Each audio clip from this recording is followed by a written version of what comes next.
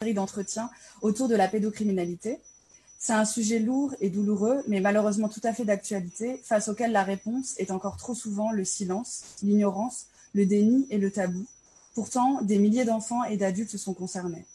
Avant de commencer cet entretien, comme à chaque entretien, je fais un petit avertissement parce que le sujet des violences sexuelles n'est pas un sujet anodin. En parler ou en entendre parler peut réactiver des traumatismes ou mémoires passées. Si vous vous sentez déstabilisé, perturbé par ce que vous entendez, n'hésitez pas à mettre en pause la vidéo et à y revenir plus tard. Bonjour Hélène, vous êtes psychothérapeute, docteur en psychopathologie et spécialiste de la traumatologie des enfants. Vous êtes également très investie dans le milieu de la recherche et du partage de connaissances. Vous avez de nombreux articles, ouvrages et interventions à votre actif sur plein de sujets autour de la prise en charge thérapeutique des enfants, des maltraitances sexuelles sur les enfants, et j'en passe, on y reviendra pendant l'interview. Vous êtes ancienne lanceur d'alerte, même encore d'actualité, vous faites partie des rares personnes qui osent dénoncer et parler des tabous et des dysfonctionnements autour de la protection de l'enfance et des maltraitances faites aux enfants. Merci d'être avec nous ce soir. Pour commencer ma première question, et on va rentrer dans le vif du sujet directement, est-ce que vous pouvez nous parler du tabou des maltraitances sexuelles sur les bébés de moins de 1 an? Vous êtes la seule docteur en psychopathologie et chercheuse qui s'intéresse à ce sujet-là. Alors, les maltraitances sexuelles, c'est déjà un tabou en général parce que c'est la transgression d'un interdit fondamental dans notre société. Mais quand ça concerne un enfant et plus encore un bébé, c'est de l'ordre de l'impensable. Et pour prendre un exemple, quand un père incestueux ou un grand-père incestueux est incarcéré, que le magistrat met en place des mesures pour les enfants de la famille. S'il y a un bébé, il n'y a jamais de mesure pour les bébés. Quand on pose la question, mais le bébé, il n'y a pas de mesure, les magistrats nous disent, c'est un bébé, genre un bébé, on n'y touche pas. Alors que l'on sait, et après je dirais comment on sait ça, on sait que les bébés sont victimes d'abus sexuels. Qu'est-ce qui nous permet de le savoir? Je dis abus sexuels, alors tout de suite, attention au terme. C'est le terme qui fait référence en France à la conférence de consensus de 2003, alors qui date bien évidemment, il n'y en a pas eu d'autres depuis. Les professionnels parlent de violence sexuelle, mais l'anglicisme sexual abuse a été utilisé, c'est pour ça que je dis abus sexuel, mais bien évidemment, ce sont des agressions, des violences sexuelles. Comment est-ce qu'on sait que les bébés sont touchés? Malheureusement, parce qu'un certain nombre d'enfants décèdent. Lorsqu'on a fait une recherche avec Antioch sur les morts suspectes de nourrissons dans les années 2000, on s'est rendu compte qu'un certain nombre de bébés, on était parti sur une étude sur les bébés secoués, les décès de bébés secoués qui étaient classifiés comme des bébés morts de façon accidentelle alors que c'était des morts criminelles liées à des violences. On s'est rendu compte qu'un certain nombre de bébés étaient morts, alors je suis désolée du terme, ça va être extrêmement violent, perforés par des agresseurs sexuels. On sait aussi qu'un certain nombre d'auteurs qui sont surpris, alors encore plus que dans les autres cas concernant des enfants, ce sont des adultes qui s'occupent de l'enfant, des prédateurs avec une attirance pédocriminelle très spécifique sur les bébés, c'est-à-dire des gens qui n'agresseront jamais des enfants, jamais des adultes, mais des bébés, avec le terme peut choquer, mais c'est ce qu'on a en expertise, une appétence particulière, c'est-à-dire c'est vraiment un attrait très spécifique pour les bébés. C'est une forme de pédophilie, mais du coup la paraphilie de la pédophilie pour les bébés, c'est ça? Voilà, on dira plus pédocriminel. Pédocriminel, ok. C'est un crime si. Oui, s'il y a si on est dans le passage à l'acte. Oui. Voilà, dans la sémantique, c'est important de le dire. Mais on a des pédophiles qui ont des fantasmes sur des bébés, mais qui passent jamais à l'acte. Entre autres, des femmes qui ont été violées enfants, qui ont des angoisses de passer à l'acte sur leur enfant, mais qui ne le feront jamais, bien évidemment. Pour un pédocriminel, c'est un terme qui est important. Donc, on sait qu'il y a plusieurs profils de criminels, de pédocriminels sur les bébés. On a également ceux qui vont passer à l'acte sur des bébés parce qu'ils se sont fait prendre avec des enfants plus grands qui les ont dénoncés. Et du coup, ils s'en prennent à des bébés. Et quand ils se font à nouveau attraper ou à nouveau repérés ou dénoncés par quelqu'un qui les a vus, en expertise, ils vont nous dire « Non, mais je m'en prenais au bébé parce que de toute façon, il ne parle pas. Alors, il ne parle pas, il va oublier, il ne va pas me dénoncer avec des stratégies très différentes. Donc, les bébés sont des cibles, on le sait. Il y a un chiffre noir. Je ne peux pas vous donner de chiffres officiels. On sait qu'il y a à peu près, quand on regarde la littérature, parce qu'il n'y a pas d'études officielles, donc il faut aller regarder les faits divers, etc. À peu près 10 bébés par an, au moins, qui meurent perforés d'agression sexuelle, ce qui est extrêmement violent. Ouais. On n'a aucun chiffre sur les bébés qui subissent des attouchements, des fellations, qui se retrouvent avec des suçons entre les jambes, enfin des choses qui sont de l'ordre de l'agression sexuelle, mais qui ne vont pas conduire au décès. On n'a aucun chiffre, parce que bien évidemment, un bébé ne parle pas. Alors, un bébé, on pourra en parler. On va en parler probablement à des trop particuliers, mais en tout cas sur la réalité des bébés violés, on sait que c'est une réalité parce qu'on a malheureusement un certain nombre de bébés décédés par an de ça et de rien d'autre. Un bébé perforé, il ne s'est pas perforé tout seul, c'est impossible. Et on sait par ailleurs qu'un certain nombre de pédocriminels qui sont arrêtés dans des circonstances où ils ont été pris en pleine action en train d'agresser un enfant existent aussi, on les a en expertise. Donc, pour ces deux raisons, on sait que c'est une réalité totalement déniée, encore plus qu'en France. D'ailleurs, pourquoi un tel déni en fait sur ces violences sexuelles que subissent les bébés? Qu'est-ce qui fait que c'est encore quelque chose de encore plus tabou que la violence sexuelle sur mineurs? Il y a probablement un tas d'explications culturelles, religieuses, sociales, historiques. C'est très complexe.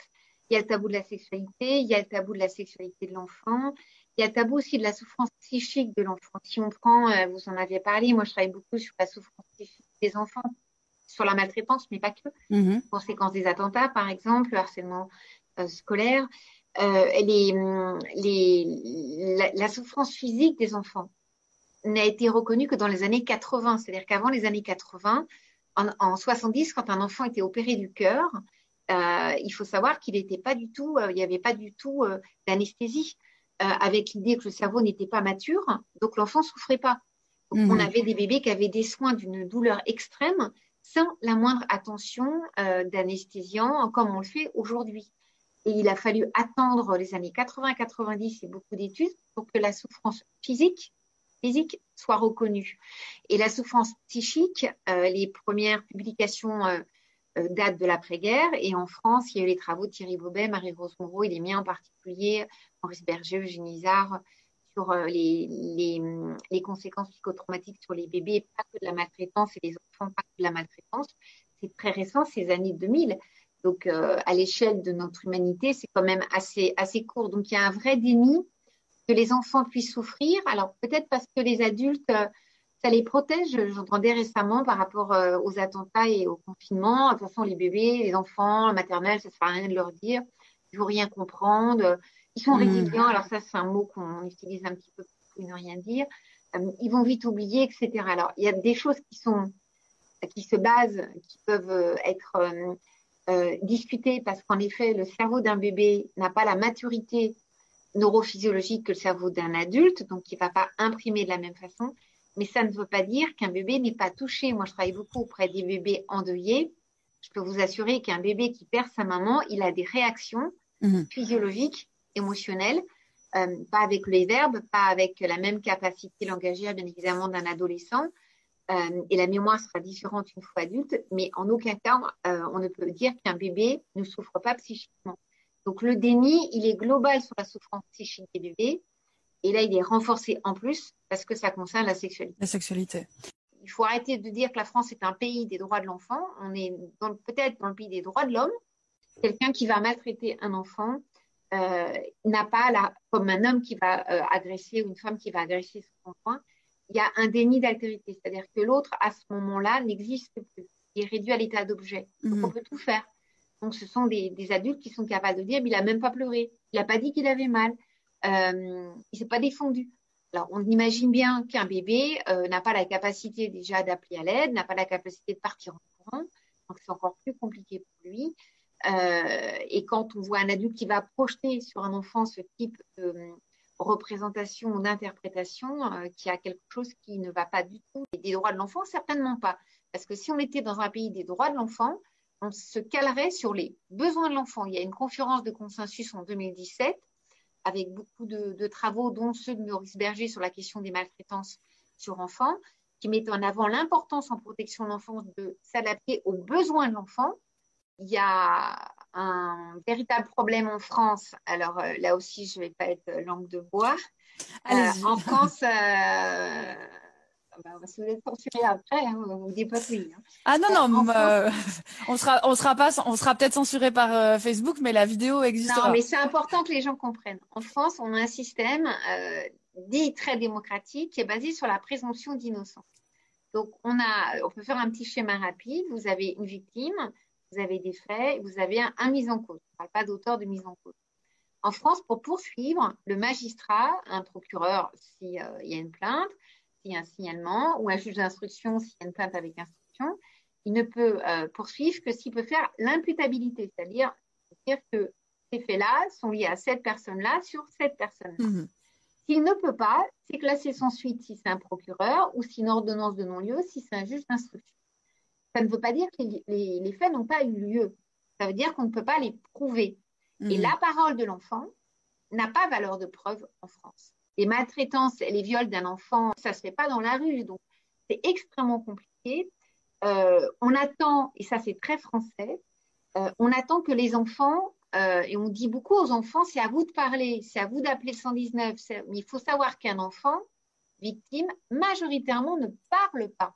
C'est un paradigme qu'il faut, une représentation qu'il faut complètement changer. Il faut arrêter de penser qu'un enfant victime va parler. Un enfant victime, il a peur, il est tétanisé, il est souvent submergé par la honte, par la culpabilité.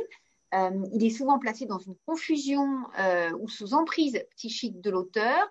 Il est pris dans des enjeux où il se rend vite compte que ça risque de bouleverser son quotidien. Donc, il va majoritairement se taire. Et par contre, ce sont les mots MAUX qui devraient alerter les professionnels. On en parlera s'ils étaient formés. Donc, pour que ça puisse parler, je vais prendre un exemple qui, je pense, parlera à beaucoup de monde. Si vous êtes un haut dirigeant dans un hôtel américain et qu'en sortant de la douche, la femme de ménage se retrouve avec votre sperme sur le visage, elle dit que vous l'avez violée, en plus cette femme de ménage est noire. Aux États-Unis, c'est à la personne dont le sperme se retrouve sur le visage de prouver qu'il n'est pas violeur. Mais s'il a de l'argent, il n'est pas poursuivi parce qu'il y a des accords qui se passent. Mais il s'applique, ne poursuit pas. C'est ce qui s'est passé, alors que si on reprend la même personne, le même sperme, déposé sur le visage de prostituées du Carlton à Lille, c'était aux prostituées de prouver qu'elles avaient été victimes. En France, le système judiciaire n'est pas fait pour les victimes. Il est fait pour les auteurs. Il a été conçu pour les auteurs. Et l'énorme décalage, c'est le gouffre entre les campagnes que l'on entend 119, c'est très important, bien évidemment. Je ne dis pas qu'on ne va pas faire les campagnes, mais faire les campagnes en disant portez plainte, la femme victime de violence conjugale, l'enfant victime de violence qui va aller, qui va parler, la mère qui va aller au commissariat, qui va porter plainte parce qu'on lui dit sinon vous ne protégez pas votre enfant. Si elle tombe face à un magistrat qui considère qu'il est un peu perdu, c'est pas trop, c'est un bébé, il sait pas trop, on a des situations et au sein du réseau des professionnels de la protection de l'enfance et de l'adolescence, on en a quand même beaucoup de juges qui, parce qu'ils sont perdus, parce qu'ils ne sont pas formés, vont décider de placer l'enfant ou de laisser l'enfant chez le parent auteur. Et parent protecteur n'est pas du tout entendu. Donc, c'est un réel problème qui est lié à notre fonctionnement judiciaire. Et comment ça se fait que donc vous travaillez aussi sur le psychotraumatisme chez le bébé, l'enfant et l'adolescent et personnes adultes, mais je fais vraiment la part des choses parce que c'est différent à chaque âge, comme vous me l'aviez précisé plusieurs fois auparavant. Pourquoi l'état psychique, en fait, psychologique de l'enfant n'est pas une preuve en soi, puisque on a une question sur les symptômes. Il y a des symptômes traumatiques qui subsistent après une agression sexuelle, que ce soit chez le bébé, chez l'enfant, chez l'adolescent ou chez l'adulte. Parce que le système pénal n'est pas fait comme ça. Le système pénal français, il est basé sur l'aveu, il est basé sur la preuve matérielle, une trace ADN.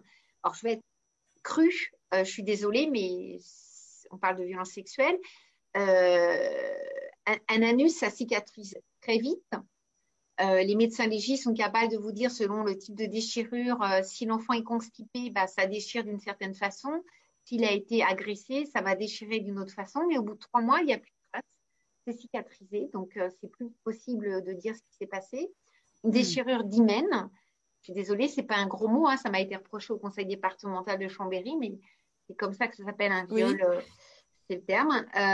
C'est pas un tire-fesse pour prendre une explication donnée par un père de famille qui va entraîner une déchirure d'hymen. Ce sont des actes quand même très particuliers, mais on sait qu'il y a des viols sans déchirure d'hymen, entre autres avec des doigts, des objets, etc.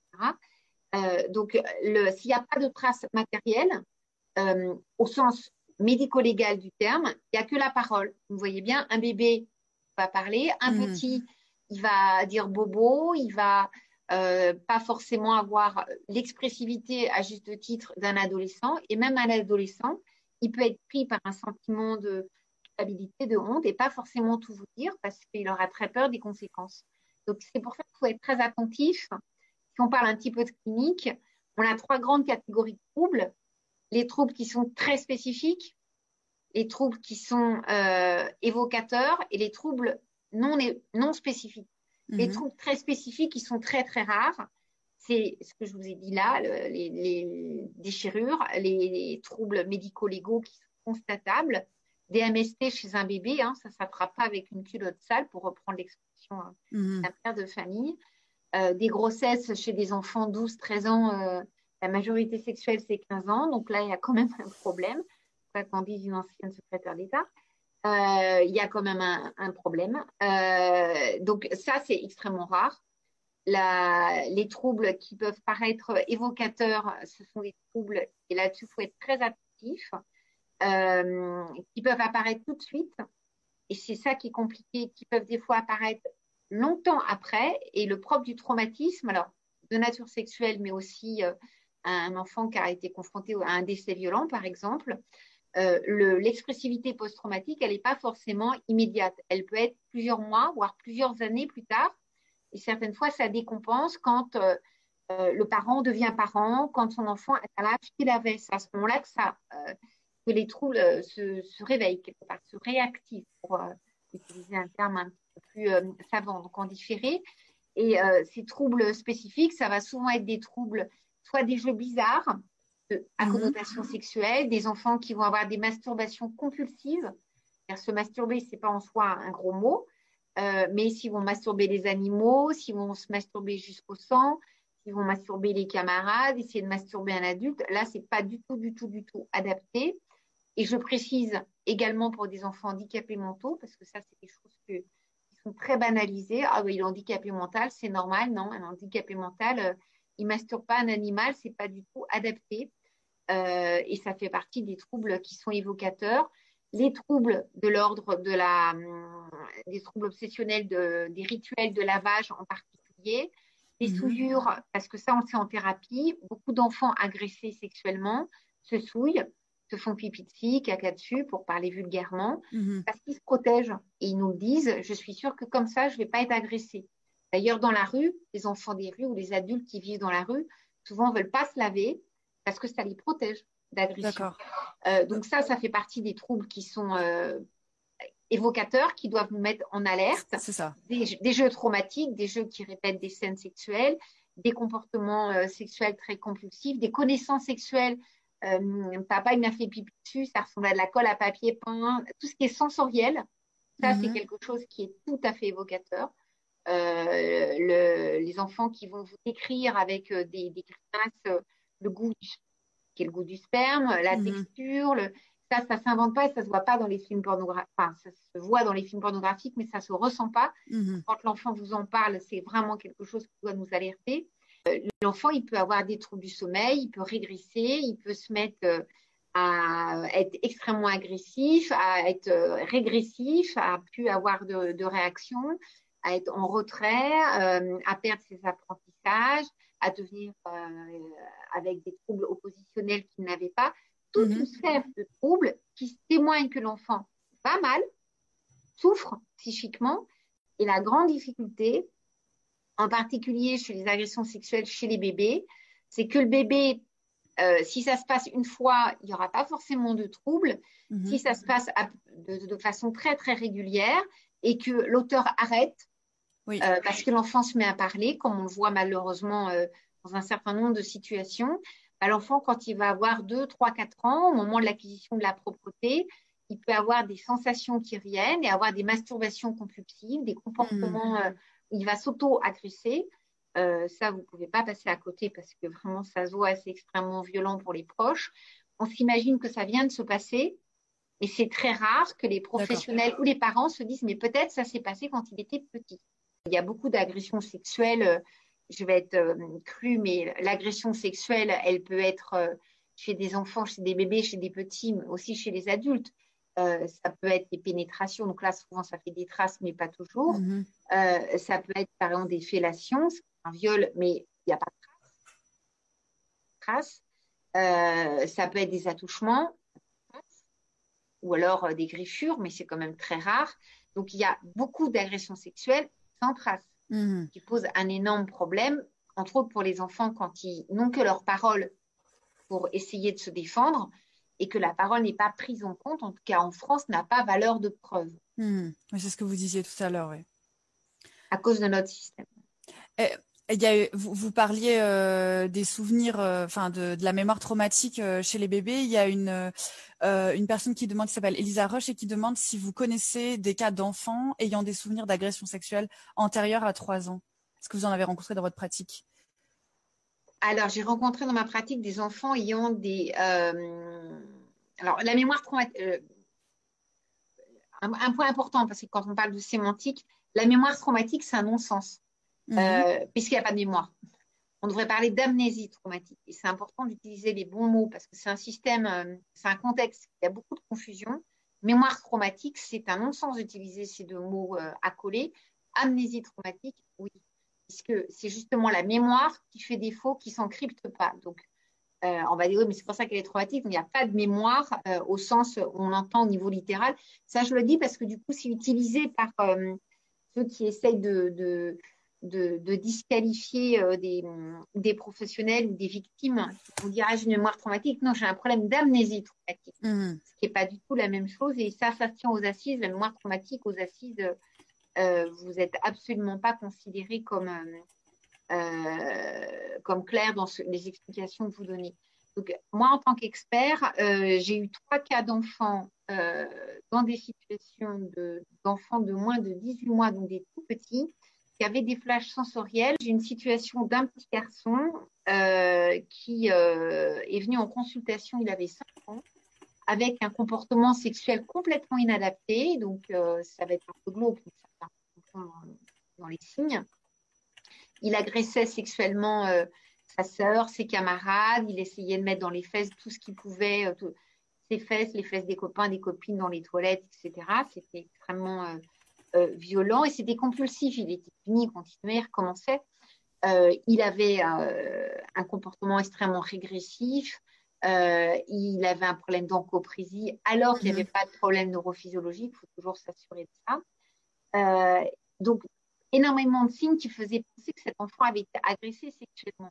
C'est impossible, en rencontrant les parents, d'arriver et l'enfant n'en parlait pas, ne disait pas qu'il avait la parole, il avait 5 ans, il était incapable d'expliquer pourquoi il le faisait, il ne pouvait pas s'empêcher de le faire, il avait beau être puni, il disait qu'il aimait faire ça, il avait besoin de le faire, avait quand même quelque chose dans son expression où il disait que ça lui faisait mal, il le faisait pour ne plus avoir mal. Alors, je me dégage de la souffrance subie ou de quelque chose qui était extrêmement violemment ressenti en l'agissant sur les autres. Enfin, il ne le disait pas comme ça, mais c'est trop mal, c'est pour ça que je le fais. Et en rencontrant les parents, on a fait avec la collègue, on a été 2 à avoir ce petit garçon, une hypothèse, mais c'est une hypothèse, en disant il a 5 ans, il a des troubles qui nous font penser qu'il a été agressé sexuellement. Nous, on n'est pas Madame Irma, on peut juste faire une hypothèse que peut-être, et ça, les collègues doivent le compter, ça s'est passé petit. Les parents sont partis et le papa est revenu 2 mois plus tard. C'est un papa qui a un gabarit de première ligne. Moi, je n'étais pas très fière, surtout que dans ce secteur-là, on est quand même souvent menacé et agressé. Et en fait, il m'a expliqué que c'était son père qui avait agressé son petit garçon, que son père l'avait agressé lui-même quand il était enfant, plus grand, 3-4 ans, qu'il était convaincu que son père n'aurait jamais osé toucher un bébé, qu'il avait dû confier un jour de déménagement son bébé à ses parents. Dans la famille, tout le monde savait qu'il avait été agressé sexuellement. Il n'y avait jamais eu de plainte, hein, comme souvent ça reste dans le mère familial. Tout le monde le savait, il avait 5 ans. Et son fils commence à avoir des troubles à 5 ans. Vous voyez comment les choses sont en résonance une fois. Et lui, à ce moment-là, c'est pour ça que ce que je disais en préambule tout à l'heure, il faut aussi faire attention, a confié son fils en étant convaincu que son père ne referait jamais ça à un bébé et que sa mère surveillerait. Bah, ni l'un ni l'autre, le père a fait et la mère n'a pas surveillé. Et quand il est sorti de la consultation d'évaluation et il a essayé de chercher avec sa femme, il a pensé à son père tout de suite. Il a été le voir, il lui a, paraît-il, cassé la figure. Le père a reconnu, hein, le grand-père a été condamné, 2 ans avec sursis, hein, bien évidemment, on est en France. Mais il a quand même reconnu qu'il avait violé ce petit garçon pendant plusieurs mois, à chaque fois qu'il le gardait. Donc, il l'a gardé une première fois, puis comme apparemment ça s'était bien passé, il a recommencé. Et en défense, il disait que l'enfant aimait ça et l'enfant demandait, parce que l'enfant, au moment du change, écartait les jambes. Donc, c'est l'interprétation aussi que font les pédocriminels, hein, du comportement d'enfant, qui sont stimulés et qui peuvent, par stimulation provoquée, avoir un comportement qui va être interprété après de façon très abjecte. Hein, quand on expertise ces gens-là, il faut être bien accroché, parce qu'ils sont capables d'inverser, mais ça c'est aussi pervers, d'inverser les responsabilités, les culpabilités. C'est la faute de l'enfant.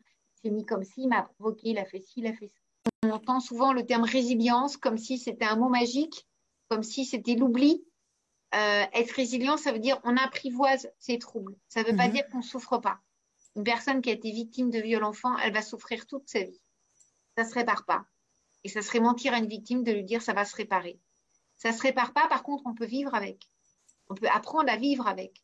On peut vivre bien, on peut être heureux, on peut avoir des enfants, on peut avoir une vie sexuelle, une vie relationnelle, une vie professionnelle épanouie. On n'est pas condamné à souffrir. Je pense que c'est important de dire aux personnes qui ont été victimes que victime, c'est un terme judiciaire. Moi, je parle plus de blessés psychiques, mais qui ont vécu des choses atroces dans leur enfance, que ça ne fera pas leur identité d'adulte. Ça a été atroce, mais leur vie d'adulte leur appartient. Et on peut avoir subi des choses atroces, horribles, mais la vie d'adulte, elle va se construire aussi là-dessus. C'est vrai, on a besoin des fois de faire le ménage et d'essayer d'y voir un petit peu plus clair. Mais elle ne doit pas être gâchée par ça. On peut pas, il faut éviter de faire, il faudrait éviter de faire une identité du passé victimaire. Ça voudrait dire que votre vie va se réduire à ça. On peut prendre des pancartes en disant j'étais victime de viol, j'étais victime d'inceste, j'étais victime de ci, de ça. Est-ce que c'est pourtant ça qui va vous aider à avancer? Pas forcément. La résilience, c'est apprivoiser, c'est vivre avec. En tout cas, le terme résilience de retour en arrière, ça, c'est certainement pas ça. Un traumatisme et un traumatisme sexuel, ils ne se réparent pas, ils s'apprivoisent. Là où c'est très violent par rapport à d'autres maltraitances, sexuelle, c'est que ça va attaquer la filiation. Attaquer la filiation? Filiation, ouais. Oui, la filiation. Attaquer la filiation. Il y a quand même des choses qui vont être différentes. Donc, quand on dit on va réparer comme si on va réparer un bibelot et comme si c'était hop, 2-3 coups de magie de résilience et zou, c'est parti. C'est comme quand on entend, bah non, de toute façon, la génération Covid, sont tout petits, vous oubliez, passeront à autre chose. Ça marque. Mais c'est pas parce que ça marque qu'on va pas pouvoir vivre. Le reconnaître, ne pas être dans le déni, se dire on va apprivoiser ça.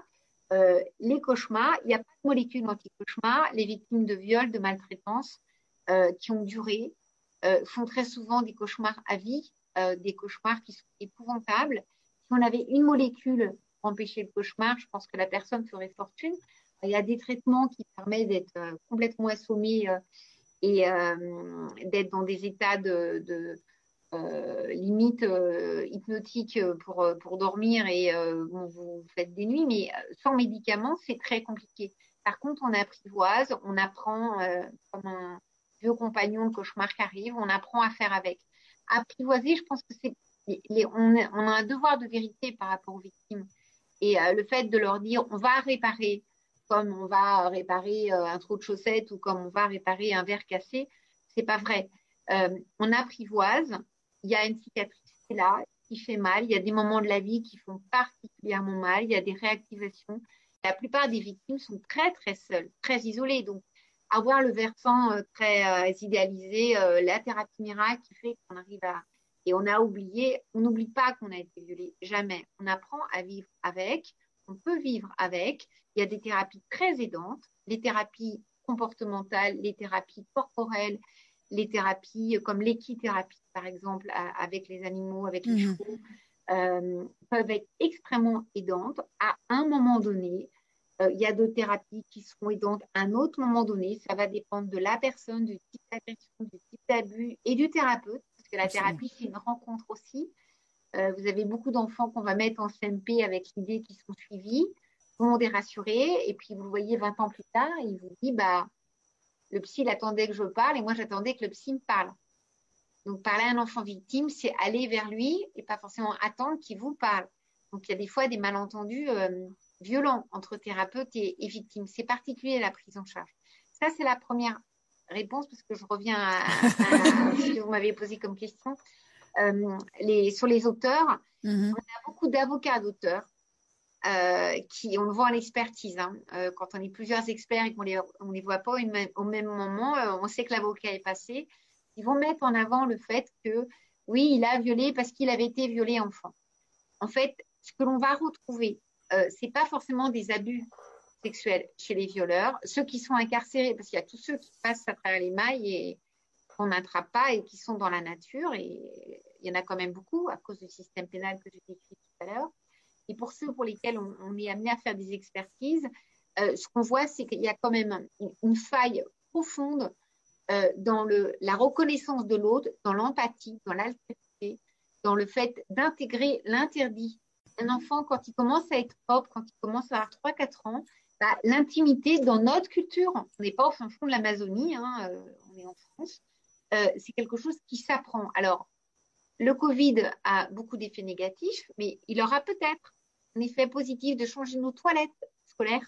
Parce que dans les toilettes des maternelles, c'est très paradoxal qu'on essaye d'apprendre à nos enfants de respecter leur corps, respecter le corps de l'autre, en sachant qu'on leur demande de faire leurs besoins primaires, pyramide de Maslow, les toilettes dans des conditions que nos députés n'accepteraient jamais.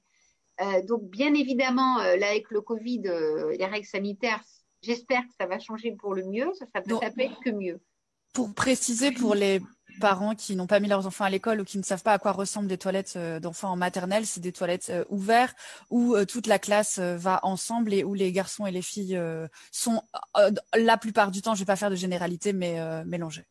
En grande partie. Certaines fois, des toilettes, vous pouvez passer d'une classe à l'autre. Moi, j'ai vu une école où les parents, pour aller chercher leur enfant en maternelle, traversaient les toilettes et donc les enfants se retrouvent avec des adultes complètement extérieurs pour faire leurs besoins. Donc, la question de l'intimité, elle se transmet très très tôt et plus on en parle tôt, mieux c'est. Mais elle se transmet aussi dans l'éducation, c'est-à-dire qu'on va changer son bébé, c'est pas la fiesta de toute la famille qui vient assister au change.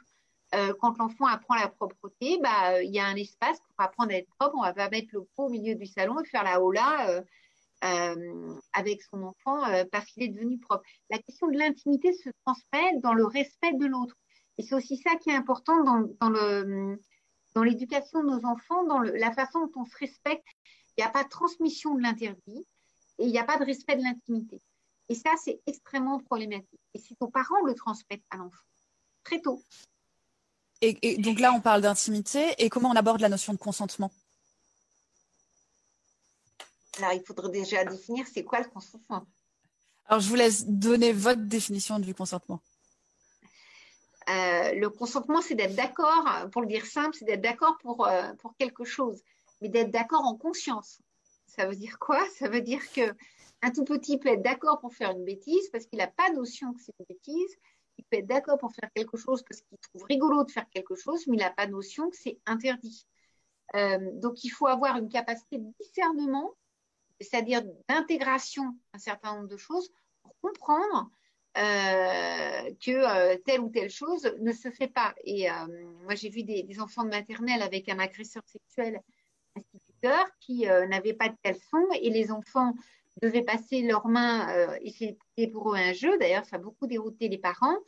D'un côté de la poche du pantalon de l'enseignant jusqu'à l'autre, et bien évidemment, l'enseignant avait mis ça sous forme de jeu en disant qu'il fallait, alors ça peut être un peu cru, je suis désolée, mais toucher le carambar et faire que le carambar devienne dur. Et on gagnait quand on avait réussi à faire en sorte qu'il y ait du jus de carambar. Alors c'est sûr que les policiers, quand ils parlaient du sexe, ils n'ont pas vu le sexe.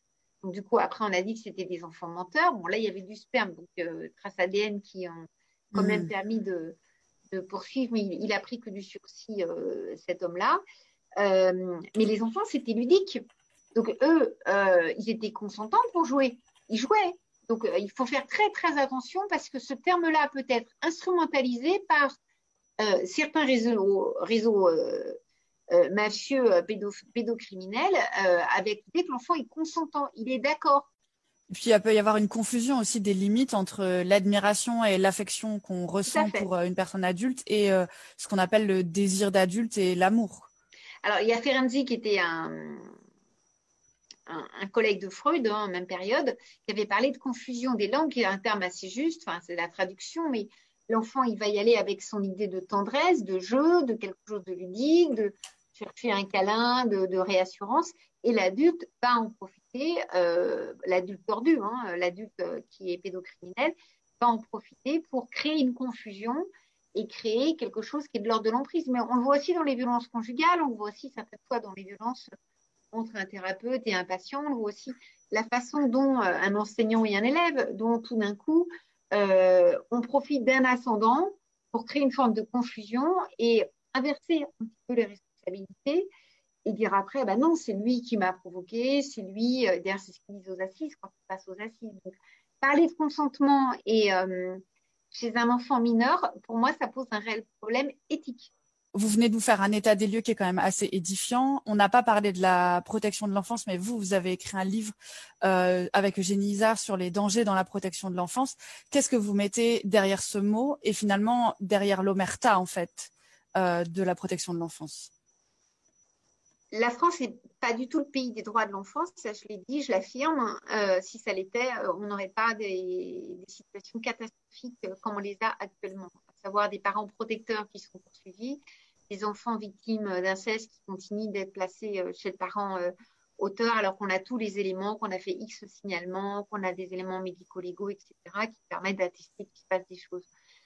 Donc l'omerta, elle existe probablement parce que je ne suis pas suicidaire, je précise, le gouvernement, le système français, pardon, le système français est un système mafieux. On a eu des ministres qui ont été pédophiles, pédocriminels, qui ont été nommés et restés en poste dans les camps pédocriminels. On a tout un système mafieux qui existe actuellement où s'intriquent les problèmes de trafic de drogue, trafic d'enfants. Au moment de Sangatte, Interpol avait signalé qu'il y avait 10 000 enfants en France, Sangatte, 10 000 enfants mineurs qui avaient disparu, probablement raptés par les réseaux pédocriminels. On n'en a quasiment pas entendu parler. Pourtant, c'est une réalité. Vous avez un très grand nombre de mineurs isolés qui arrivent en France, qui, pour avoir eu un gilet, ont dû faire une fellation, ont dû subir une sodomie, prendre le gilet. Enfin, c'est une réalité qui reste extrêmement taboue, avec une omerta qui est probablement renforcée par certains réseaux, certaines personnalités qui font en sorte que les choses ne bougent pas, ne savent pas, et on fait en sorte de faire taire de différentes façons. Moi, j'ai démissionné de la fonction publique. Oui, voilà, c'est ce que j'allais dire. Vous avez été contrainte de démissionner de la fonction publique en tant que lanceur d'alerte. En tant que lanceur d'alerte. Est-ce que vous voulez nous expliquer à quoi vous faites face, en fait, par exemple en participant aujourd'hui, mais en donnant des informations qui sont extrêmement tabous sur ce qui se passe? Il y a des choses qui sont facilement vérifiables. J'étais menacée de mort par le ministre actuel de la Justice lors du procès de Rennes. J'ai écrit un article là-dessus dans Mediapart. Il n'a pas porté plainte parce qu'il sait parfaitement que c'est juste. Et son ami journaliste au Figaro a fait un article diffamatoire à mon sujet en disant que j'étais une fausse psychologue.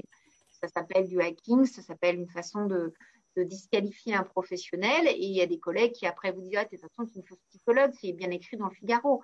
Sauf que Durand Soufflant et la plume de Dupond-Moretti, et qui sont chien et chat, connaissent parfaitement et ils se soutiennent mutuellement. Donc, quand on est professionnel engagé, on est menacé, même par des gens, vous voyez, qui ont ce type de poste. Hein. Donc, ça pose aussi question qu'on ait ce type de personnalité à ce type de poste et à ce type de fonction. Mais ça permet aussi de se rendre compte que c'est pas avec ce type de personnalité qu'on va protéger les enfants. Quand on sait, c'est pas tellement la question que ce ministre ait défendu des auteurs. Les auteurs ont le droit d'être défendus. On est en France, c'est un pays démocratique.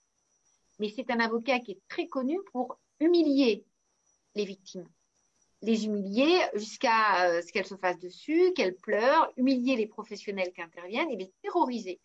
Moi, j'ai été menacée de mort par cette personne qui a bénéficié aux assises, ils peuvent dire ce qu'ils veulent dans la salle d'assises. Il n'a pas été poursuivi. Et maintenant, il est ministre. Il en a menacé d'autres. Il est ministre. Donc, ça pose une question. Comment se fait qu'en France, on ait quelqu'un qui soit ministre de la justice en ayant mis à mal comme ça des professionnels, des victimes? Est-ce que c'est ça la justice? Il y a quand même beaucoup d'autres personnes et d'avocats d'auteurs en particulier respectueux des victimes qui pouvaient avoir ce poste-là. Donc ça pose la question du réseau mafieux qui existait actuellement en France entre trafic pédocriminel, trafic de stupéfiants, enfin les policiers, les enquêteurs savent très bien ça, c'est souvent lié. Et en protection de l'enfance, ce qui va se passer très souvent, c'est que les professionnels ont très peur parce qu'on est menacé. Jenny Isard, vous en parliez et régulièrement avec des plaintes au Conseil de l'ordre. Moi, j'ai dû quitter la fonction publique parce qu'on a fait des pressions pas possibles par rapport à des choses que j'avais pu dire ou dénoncer qui pouvaient se passer dans le service dans lequel je travaillais, de l'ordre financier, de l'ordre sexuel. Enfin, ça dérange. Donc, il y a des professionnels qui préfèrent ne... Et je critique pas parce que c'est extrêmement difficile à tenir comme position. Hein. Il y a des professionnels qui préfèrent ne rien dire, ne rien faire, ne rien voir, essayer de signaler via le 119. Et heureusement que le 119 existe parce qu'il y a beaucoup de signalements de professionnels qui n'ont pas d'autres ressources que de le faire de façon anonyme. C'est actuellement très difficile et c'est pour ça qu'on a écrit ce livre avec Eugénie Isard, Maurice Berger et d'autres, pour des professionnels de terrain, de signaler la maltraitance qui existe sur les enfants parce qu'il y a aussi beaucoup de maltraitance des professionnels de terrain. C'est-à-dire ceux de terrain qui vont essayer de protéger des enfants, s'ils bougent trop, s'ils signalent trop, ils changent de poste, ils n'ont pas de poste qui était prévu, ils n'ont pas les vacances qui étaient prévues, etc., etc. Donc, au bout d'un moment, on en arrive à faire une société de personnes qui se taisent. Et on en arrive à créer une omerta générale. Vous le disiez tout à l'heure, vous faites partie des rares personnes publiques à identifier ouvertement des personnes du gouvernement, des magistrats et le crime organisé dans les réseaux pédocriminels. Jusqu'où êtes-vous prête à aller? Je crois que j'ai déjà fait beaucoup. Je vais essayer d'éviter d'être suicidée, ça serait bien. J'ai déjà perdu mon boulot, donc ça fait quand même pas mal quand même dans une carrière. J'ai eu des menaces sur mes enfants, sur moi. Enfin, ça peut aller extrêmement loin. Mais je pense que c'est important. On n'a qu'une vie, il faut qu'elle soit utile. S'il y a quelques personnes qui essayent de faire bouger les choses, alors c'est un petit grain de sable plus un petit grain de sable qui permettra peut-être que ça puisse bouger. Vous avez beaucoup de magistrats qui bagarrent, que ça bouge et que ça change. Vous avez beaucoup de policiers d'enquêteurs qui bagarrent pour que ça bouge et que ça change. Il y a des professionnels dans tous les secteurs professionnels qui essayent de bouger. Les lanceurs d'alerte, on est peu nombreux, on nous réduit souvent au silence, mais il y en a quand même quelques-uns qui essayent de faire bouger les choses. Et on se dit peut-être qu'un jour, ça finira par changer. Là, on n'est pas forcément très positif par rapport aux nominations qui ont eu lieu, compte tenu du passif de la personne qui a été nominée et qui est censée représenter la justice en France. Vous avez peur, Hélène? Peur, je fais attention à ma voiture parce que les renseignements généraux m'ont dit de faire attention à ma voiture, je fais attention à certaines choses. Mais après, il faut continuer de vivre aussi. On n'a qu'une vie, j'essaie d'être utile. Okay. Et lorsqu'il y a eu, je terminerai là-dessus parce que c'est important, lorsqu'il y a eu le scandale d'Abitbol par rapport à ce qui se passe à l'INSEP, moi je travaillais à l'INSEP à l'époque, Et on avait vu beaucoup de choses, et j'en ai parlé dans les médias. Immédiatement, les médias ont coupé court parce qu'il y avait des consignes pour ne pas dire trop de choses. Donc, dès qu'on sait des choses, on va plus être invité dans certains médias. Alors, je fais pas mal de médias, mais il y a des médias, je sais que je n'ai plus le droit d'y passer parce que je dis trop des choses. Donc, on est en France, en pays démocratique, mais pas si démocratique que ça, parce qu'il y a beaucoup de professionnels, pas que moi, mais d'autres, qui vont dire certaines choses, qui vont essayer de dénoncer certaines choses, et pour lesquelles le politique général n'a pas forcément envie d'être dérangé. On va faire en sorte que la personne se taise.